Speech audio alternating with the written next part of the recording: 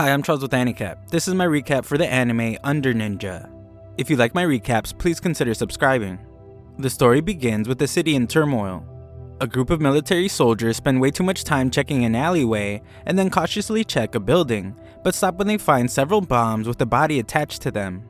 They quickly realize that it's no longer a threat since it's pretty obvious that part of the guy's head was cut off, along with the finger needed to press the bomb's detonator. The leader of the group is clearly the genius among them, as he points out that it had to have been done with the sword. A piece of origami hints at it being a ninja, and one of the soldiers tells his group that they should be thanking God that they didn't run into the ninja themselves. Elsewhere, a few people meet up, and a guy named Hibby welcomes the others. The one named Kuro is told that he hasn't been around in some time, and it's probably because he is good at escaping and staying hidden. Kuro is surprised to see that Hibby's burns from a lightning strike have healed, but Hibby explains that he's just covering it up with makeup. Hibby is clearly upset though, as he reminds Kuro that his scars won't heal until he takes him down. Kuro isn't listening though, as he's too busy adjusting his underwear and accidentally stepping on gum. Kuro notices that the girl in the group has been staring at him and asks for her name. She explains that she has several ninja handles, but her real name is Suzuki. Kuro's disappointed to see that they asked him to come to the roof, which is super visible, and he wonders if they are all stupid. Kuro explains that a sniper could easily take them all out, and he would rather be relaxing at home than getting his head blown off. Hibby is disappointed since he has always wanted to gather the team like this, but the final member named Hachiya points out that their enemy has assembled as well. A closer look at the top of another building reveals a group of girls who look like they fell asleep in tanning beds. Hachiya, who wields a stuffed animal, explains that they are from the Ministry of Health, Labor, and Welfare's Rear Support Maneuvers Division 2. They're strangely called the Rear Enders. Hachiya is worried since the three Oompa Loompas are clearly coming after them, so Hibby announces that he will make the first move. Kuro asserts his dominance as the protagonist and tells Hibby to stop acting like he's inside of a manga. He asks the others who is the strongest in their team, but no one answers, and Kuro reminds them that results are all that matter with Shinobi. Kuro beat the last powerful opponent, known as the Foreigner, so he declares that he is the strongest. No one objects, and Kuro simply states that if he takes out the enemy's strongest fighter, then it'll all be over. Hachiya points at the girls, who look like they just escaped Willy Wonka's chocolate factory, and states that he thinks the biggest one is the strongest. Kuro corrects him by pointing out how you can usually count on the biggest being number 2.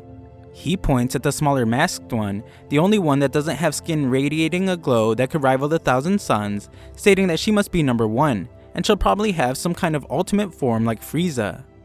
Kuro uses a different language to tell Hachiya to point a laser pointer at her arm when he gives the signal, and he heads out. Kuro makes his way down and wonders how his life got to this point. A look into the past shows that just 2 months ago, Kuro was enjoying the comforts of his floor. With unparalleled focus, our protagonist challenges himself with a straw cigarette toothpick game of great importance, but within minutes he realizes that he's just really bored. Just then, a delivery man wearing ridiculous looking glasses enters, causing Kuro to seek shelter in the corner of his room. The delivery man takes a seat with posture so perfect he makes rulers look crooked, but Kuro can't stop thinking about how he couldn't sense this man at all, and determines that he must be a career ninja. Mr. FedEx Four Eyes requests a drink, but Kuro must embarrassingly admit that he has to share a fridge with the person next door. The man was just messing with him anyway, and he explains why he is there. Lately, so many non-career ninja have been failing to get any jobs that there have been rumors of some making a break for it, so they have been making the rounds to check on them. Kuro, scared out of his mind, states that he would never consider running away. All he needs is a job, then he will abandon lazy tendencies and he'll work his butt off. Mr. Never Slouch says that it's not really a big deal how many of them run away, but rules are rules, so he reminds Kuro that any attempt to escape will get him erased. He is also there to give Kuro a job. Kuro wonders what it is, but remembers that he's supposed to figure it out himself, and the man rudely points out how far Kuro's family's clan has fallen off. Just then, one of Kuro's toothpick cigarettes begins to fall, but the man's gigantic glasses fail him, and he mistakes Kuro's movement for an attack aimed at his eyes. Kuro points out that he was just trying to get the toothpick, and the man compliments his aim. When he leaves, Kuro opens the box to find what looks like a school uniform and a hoodie. Kuro determines that he's supposed to infiltrate a school and makes a call to have himself transferred. He stops himself though, as he realizes that someone else should make the call, and goes to find the only woman in his entire apartment complex named Kawato. Unfortunately, she's in the restroom, delivering a package of her own, and needs Kuro's help getting some toilet paper that apparently she can't just get herself. She talks major trash about the person that designed their building, which makes Kuro realize that she is probably drunk. He has no one else to ask for help though, and does what he needs to do, but the lazy toilet sitter warns him not to look or she will kill him. Kuro suits up for this extremely dangerous mission as he states that he is a shinobi, and he makes the impossible possible. He then demonstrates his prowess as a ninja and triumphantly grabs the toilet paper, only to be punished for looking. Afterwards, Kawada calls the school to transfer Kuro, but he eventually has to take the phone and explains that she is just a bit drunk.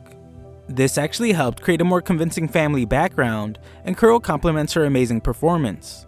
Kuro then sneaks over to his shared refrigerator to reward Kawada with another drink. Kawada wonders where his real mother is, and he explains that according to his father, she said "Trouble's here" after he was born, and she was gone, never to be seen again. His father, who apparently thought she was just going to get some milk, misheard what she said and accidentally named him Kuro. His unique name reminds him of a friend he had named Miracle. Kawada then breaks down into uncontrollable laughter at the irony when Kuro explains that Miracle died in a lightning strike. He tries to tell her that it's actually pretty sad, but she can't control herself and only laughs harder when Kuro reveals that he's 17 years old, since he looks 40.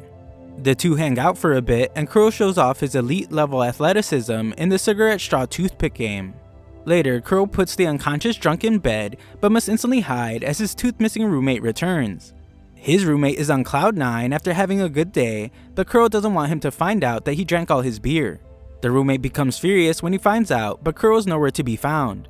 The next day, it seems like the Tooth Fairy never showed up, as the roommate is cranky and confronts Kawada after finding his marked beer cans in her room. She denies everything, and we see that Kuro was still hiding under his room. Back to the present, Kuro confronts the leader of the Oompa Loompas, who descends from her building. Elsewhere, the delivery man is told that the upper brass want to deal with the MHLW's rear enders. He wasn't told sooner, partly because he doesn't take apprentices. He wonders why someone named Onikobi couldn't take care of it, and is told that Onikobi is practically a serial killer that is too dangerous to let into the country. More importantly, out of the 4 genin they sent into Kodan High School, 3 were taught personally by Chunin like themselves. However, the one named Kuro has no record to speak of. The other man checked Kuro's file to see what he's done before, but only found that he spends his days lazing about his rundown apartment. The man wonders if the delivery man is sure about Kuro, and he points out that Kuro was the one that took down the man known as the Foreigner. Back to the past, we see that the man known as the Foreigner has arrived at an airport, and he asks a seemingly disgruntled employee where he could find a ninja. The Foreigner can hardly understand the language, but is surprised when Captain Hates his job tells him that there is a ninja right behind him. The Foreigner desperately searches behind him, so the employee must tell him to stop swinging his sword around. The Foreigner explains that it's just an umbrella, and the employee tells him about a Japanese saying, "Throw a stone and you'll hit a ninja." It means there are so many ninja around, you can throw a rock at random and hit one. The Foreigner gets flustered again, but the employee explains that there's more to the saying. It goes, "Throw a stone and you'll hit a ninja, but you won't know who it hit.